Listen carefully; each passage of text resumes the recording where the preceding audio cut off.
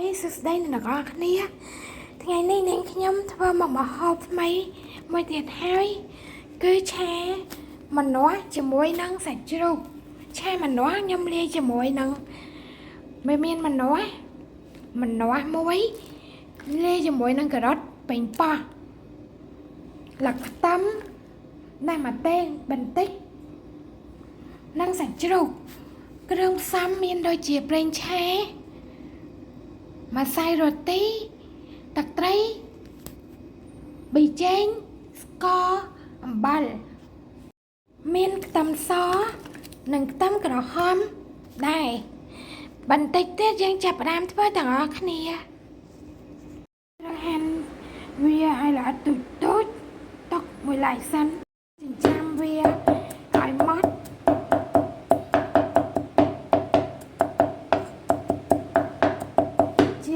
ក្រហមយើងចិញ្ច្រាំវាហើយយើងទុកវាមួយឡែកដែរចិញ្ច្រាំវារួចហើយយើងទុកដាក់ចានមួយឡែកសិន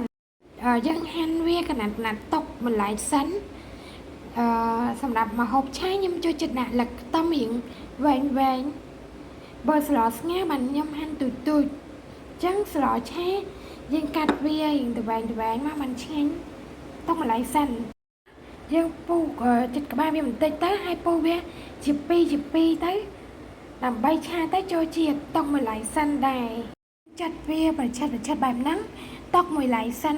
ដែរខ្ញុំដាក់2គ្រាប់ហើយហាន់ប្រឆិតបានអ្នកទាំងអស់គ្នាមិនចូលចិត្តម្ទេសទេមិនបាច់ដាក់ម្ទេសក៏បានដែរតាមចំណង់ចំណូលចិត្តខ្ញុំដាក់ម្ទេសជាមួយនឹងខ្ទឹមក្រហមទុកមួយឡែកសិនដាក់ស្ករមួយស្លាបព្រាកន្លះស្លាបព្រាទឹកត្រី2ស្លាបព្រាប៊ីចេងបន្តិចខ្នុរហើយនឹងអំបិលបន្តិចទុកមួយឡែកសិនយើងនឹងចាប់ផ្ដើមចិតម្នាស់សាច់របស់យើងក៏ត្រូវហាន់ដែរយើងត្រូវតែចិតសម្បកចិតភ្នែករៀងទឹកតមកយើងហាន់វាចំណិតបែបហ្នឹងទុកមួយឡែកសិនយើងបានហាន់ជាចំណិតតូចរួចរាល់ទុកមួយឡែកសិននេះមកហូបសម្រាប់ឆាម្នាស់យើងរៀបចំរួចរាល់ហើយមានម្នាស់មានសាច់ជ្រូកមានគ្រឿងផ្សំការ៉ុតប៉េងប៉ោះលខ្ទឹមសនិងខ្ទឹមក្រហមជាមួយនឹងម្ទេសចាប់ផ្ដើមធ្វើទាំងអស់គ្នាយើងដាក់ខ្ទះតមកយើងបាក់ភ្លើងតបមកទៀតយើងចាក់ប្រេងឆាចូលបន្តិចទៅចាក់បន្តិចល្មមតបមកយើងឲ្យវាឯងក្តៅតិចឲ្យប្រេងឆាក្តៅយើងយកខ្ទឹមសចាក់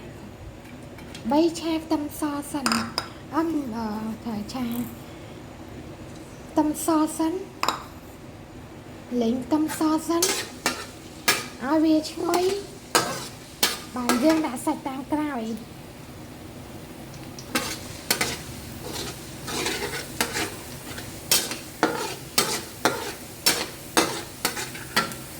នេះឈ្ងុយបន្តិចហើយចាស់យើងចាក់ខ្ទឹមក្រហមនិងម្ទេសចូល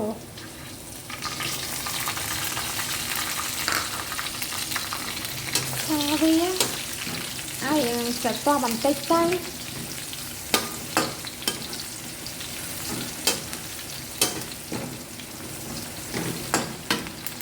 ហើយនឹងបន្តិចស្រទាប់ហើយយើងចាក់សាច់នេះចូលតែម្ដងចឹងយើងឆាសាច់ហ្នឹងឲ្យឆ្អិនសិន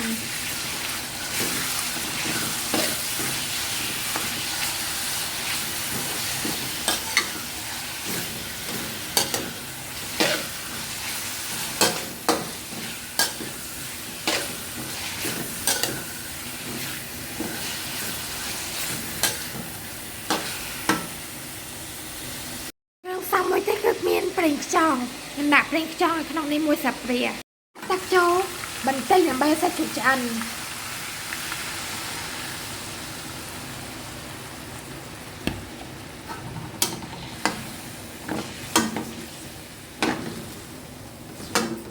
ឲ្យសាច់ជ្រូកឆ្អិនសិនយើងចាក់គ្រឿងនេះចូលដាក់គ្រឿងផ្សំចូលតែម្ដង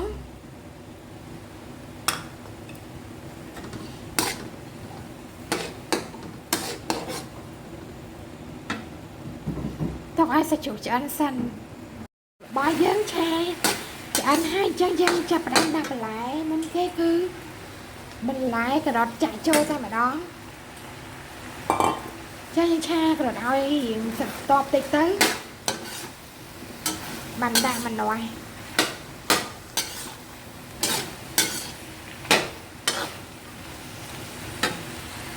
ស្ងួតចាយើងហាមតាំងតិចទៅបែរការ៉ុតឆាប់ឆ្អិន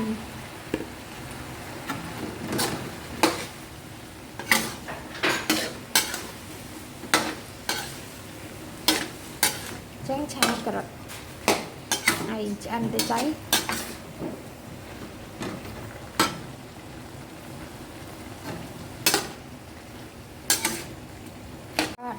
ការ៉ុតរបស់យើងយ៉ាងច្រើនទេយើងចាក់ម្នាស់ចូលទាំងអស់ចឹងឆាម្នាស់សិនឆាម្នាស់ឆ្អិនទៅយើងដាក់ប៉េងប៉ោះតាមក្រោយទៀត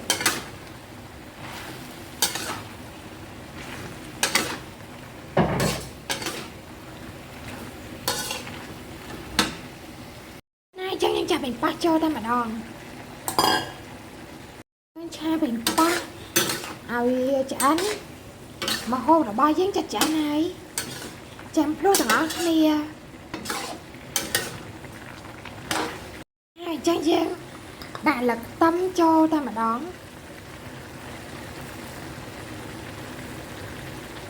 ដើម្បីឲ្យឈ្ងុយ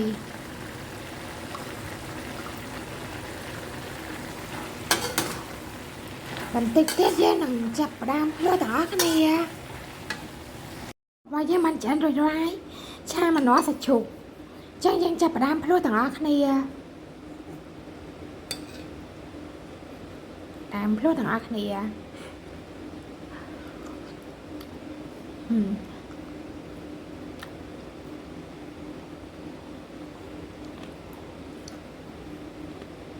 ជាមួយសាច់ជ្រូកកុំភ្លេចធ្វើតាមរង្មុនរបស់នាងខ្ញុំបើចូលចិត្ត channel របស់នាងខ្ញុំសូមជួយចុច subscribe like comment អ្នកមួយផងដើម្បីបានវីដេអូថ្មីទៀតបាយបាយជួបគ្នាលើកក្រោយទៀត